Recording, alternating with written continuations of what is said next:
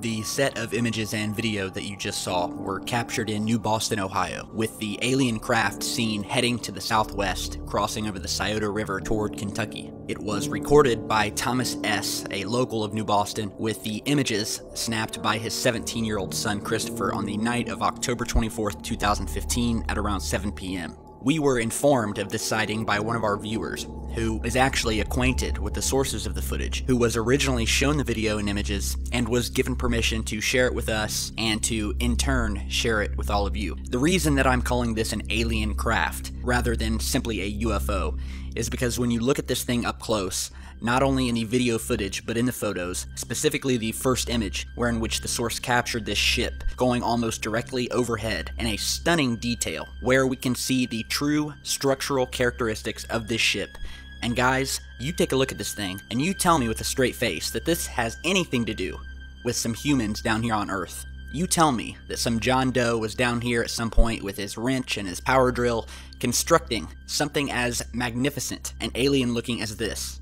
And for what purpose? It even looks alien. The features on this thing don't even make sense when thinking of what utility these features would serve a human set of pilots, or one pilot in general for that matter. It is also worth noting that after the completely stunned sources of this footage got in their vehicle to leave the restaurant from which they had came and had just exited, when the craft came slowly and silently creeping from over the eastern hills, saw what they described as two military helicopters soaring overhead past them as they drove on the local highway 52 going the opposite way. As they headed home, the helicopters in which were heading in the exact flight path and direction of the craft that had just passed by about 5 minutes earlier. Now, due to the fact that they were on the highway and also heading in the opposite direction, it was practically impossible for them to get out their phones in time to catch the helicopters, especially with the speed with which they were flying past. The father and son both described this craft as silent, eerily silent. They also pointed out, which you can also see in the video footage, that at one point, just as the craft is almost disappearing into the horizon, you can see two distinct flashes of light appearing on either side of the craft, but not touching said craft. You can see those lights in this clip here. Now here's where things get very interesting. If you'll remember, Secure Team posted a video a couple weeks ago of what looks to be a massive TR-3B style triangular craft caught hiding in the night skies, caught by a man while on his back porch who had just happened to be out back for a smoke at around midnight. And in that footage, we too can see a set of lights flash, similarly to what we see here on the outside of the craft. These lights do not touch the craft in both videos, and flicker on the outside of the craft in the same way within both of these sightings. The footage of that craft is what you're seeing here.